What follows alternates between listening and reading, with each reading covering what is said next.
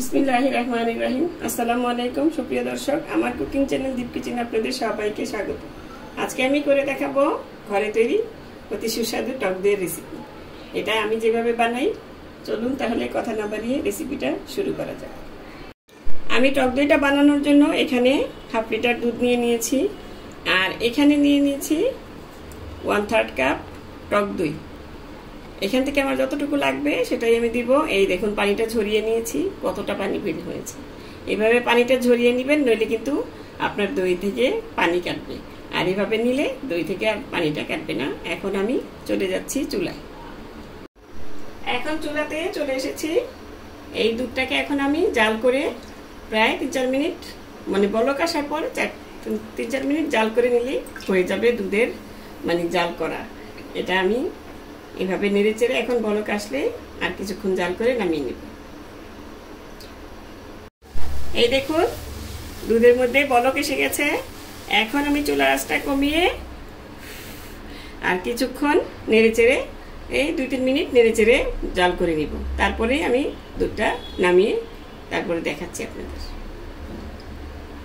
এই দেখুন আমি আরো 4 মিনিটের মতন জাল করে নিয়েছি। এখন এটা আমি চুলাটা অফ করে দিয়েছি, এখন নামিয়ে নিব।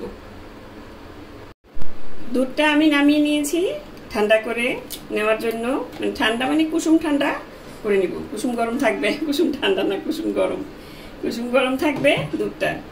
এখন আমি এখান থেকে পানি ঝরানো দইটা থেকে 3 টেবিল চামচ দই আমি এখানে 1 টেবিল চামচ দিয়ে এই যে হাত দিয়ে ভালো মতন ফেটিয়ে নিব। এই দেখুন এইভাবে ফেটিয়ে তারপরে এই দইয়ের পাত্রটাতে আমি মাখিয়ে নিব দইটা ভালো মতন। এটা করলে তাড়াতাড়ি দইটা আপনার জমবে।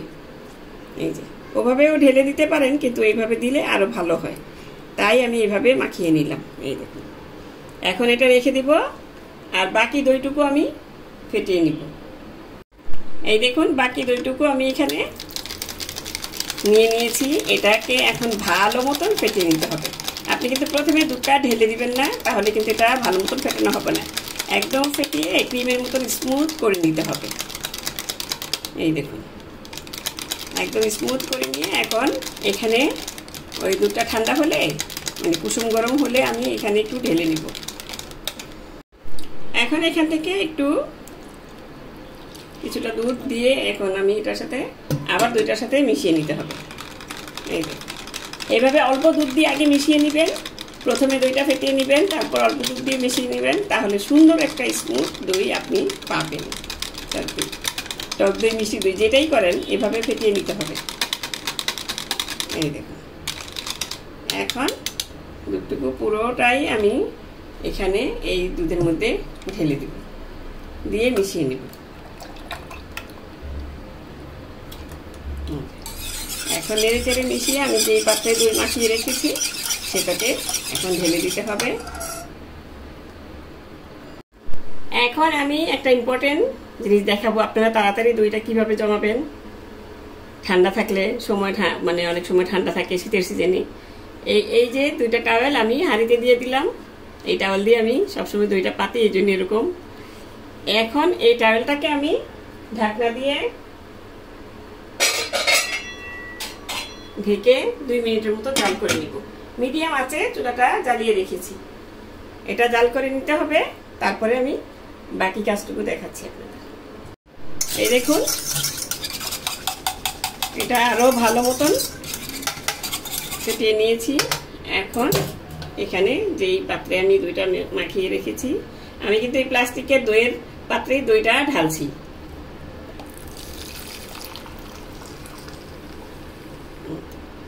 দিয়ে দিলাম। আপনি পারফেক্ট ভাবে যদি দইটা করতে চান তাহলে এই বাটিটা মেপেও নিতে পারেন। এটা নতুনদের উদ্দেশ্যে বলা, অনেক সময় দুধ একটু বেশি কম হয়ে যায়, পুরোপুরি দিতে চাইলে এই বাটিটা মেপে আপনি ভরে নেবেন, তারপর একটু জাল করে নিলে একটু কমে যাবে, তারপর এটা করে নিতে পারবেন ঠিক মতন, একদম পারফেক্ট হাফ কেজি হয়ে যাবে।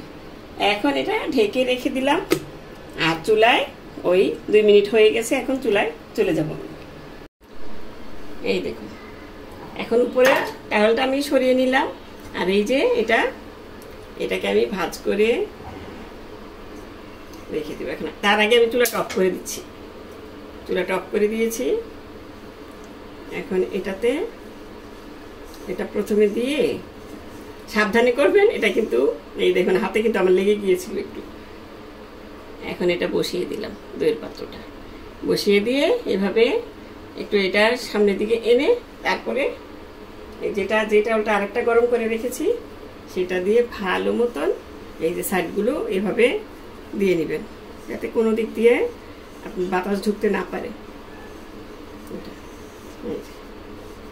এভাবে দিয়ে নিলে আপনার দইটা পারফেক্টভাবে জমে যাবে। এভাবে দিয়ে তারপর ঢাকনাটা যেটা ছিল সেটা দিয়ে এইভাবে রেখে দিবেন। আর উপর দিয়ে আপনি ইচ্ছা করলে একটা টাওয়েল দিতে পারেন। এখন যখন গরমের দিন, এখন কিন্তু টাওয়েলটা লাগবে না। ওটা শীতের সিজন হলে আপনি এই মানে শীতের মধ্যে হলে উপর দিয়ে একটা টাওয়েল দিয়ে কিংবা কম্বল দিয়ে মুড়িয়ে রেখে দিতে পারেন। চুলার উপরে রেখে দিতে পারেন কিংবা সাইডেও রেখে দিতে পারেন। যে জায়গায় আপনার মানে সুবিধা হয় সেই জায়গায় এভাবে ঢেকে রেখে দিলে আপনার দই পারফেক্টভাবে জমে যাবে। প্রায় 6 থেকে 7 ঘন্টা 8 ঘন্টাও লাগতে পারে, মানে একটু আগে পরে মানে কিছু কম বেশি লাগতে পারে। এই যে আমি ফিরে আসছি দইটা জমার পর, ফিরে এলাম 8 ঘন্টা পর। দেখুন এখন দেখি কিরকম হয়েছে।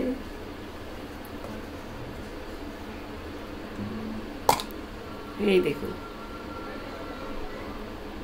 দইটা এখন একটু আছে।